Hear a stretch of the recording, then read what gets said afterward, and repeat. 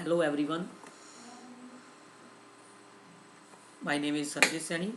मैं ਤੁਹਾਡੇ ਨਾਲ ਅੱਜ ਇੱਕ ਟੌਪਿਕ ਸਾਂਝਾ ਕਰਾਂਗਾ presentation on verbal and non verbal communication। What is communication? Communication is derived from a Latin word communis which means to share। ਜਿਹੜਾ communication word ਹੈ ਇੱਕ ਲੈਟਿਨ ਭਾਸ਼ਾ ਦੇ word communis ਤੋਂ ਲਿਆ ਗਿਆ ਹੈ।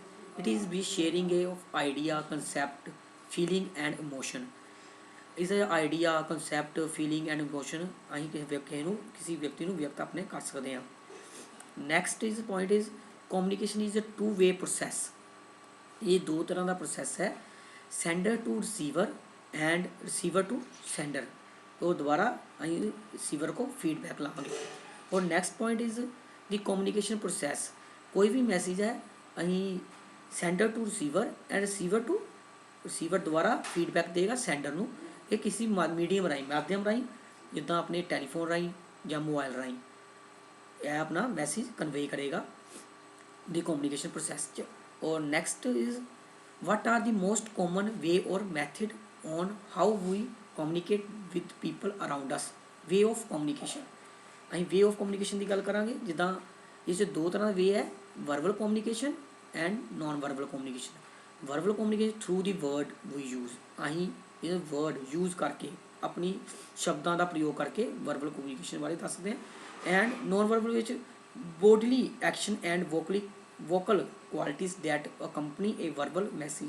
ਇਹਦੇ 'ਚ ਅਸੀਂ ਆਪਣੀ ਬੋਡੀ ਦੀ ਹਰਕਤਾਂ ਵਾਲੇ ਬੋਡੀ ਹੱਥ ਪੈਰ ਜਿੱਦਾਂ ਇਸ਼ਾਰਿਆਂ ਨਾਲ ਗੱਲਬਾਤ ਕਰਕੇ ਨॉन ਵਰਬਲ ਵਿੱਚ ਦੱਸ ਸਕਦੇ ਹਾਂ। Next is what is verbal communication. ਦੁਬਾਰਾ ਉਹੀ verbal communication related objective word of so verbal communication means communicating with word whether written and spoken.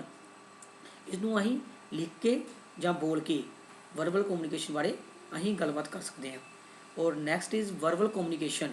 Verbal communication consist of speaking, listening, writing and reading.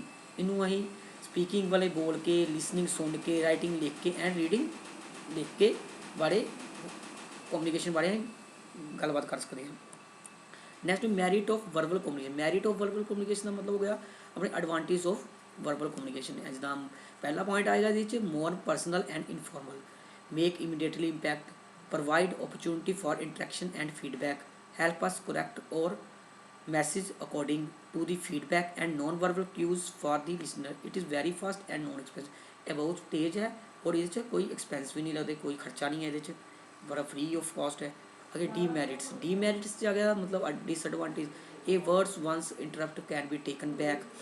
ਇਹ 'ਚ ਕੋਈ word ਛੁੱਟ ਜੇ ਮਤਲਬ ਉਹਦਾ cover up ਹੋ ਜਾਂਦਾ। ਇੰਪੈਕਟ ਵਾਪਸ ਨਹੀਂ ਲੈ ਸਕਦੇ, ਕਿਸੇ ਵਰਡ ਨੂੰ ਬੋਲ ਦਿੱਤਾ। Impact may be short lived, it can be forgotten easily. ਇਹ ਬਹੁਤ ਈਜ਼ਲੀ ਤਰੀਕੇ ਨਾਲ ਹੋ ਸਕਦਾ ਹੈ। There is no legal evidence. ਇਹਦੇ 'ਚ ਕੋਈ ਲੀਗਲ ਐਵੀਡੈਂਸ ਨਹੀਂ ਆਫ ਓਰਲ ਕਮਿਊਨੀਕੇਸ਼ਨ ਵਿੱਚ, ਮਤਲਬ ਓਰਲ ਕਮਿਊਨੀਕੇਸ਼ਨ ਵਿੱਚ ਕੋਈ ਲੀਗਲ ਐਵੀਡੈਂਸ ਨਹੀਂ ਹੈ, ਕੋਈ ਲਿਖਣ ਪੜ੍ਹਨ ਦਾ ਕੰਮ ਨਹੀਂ ਹੈ।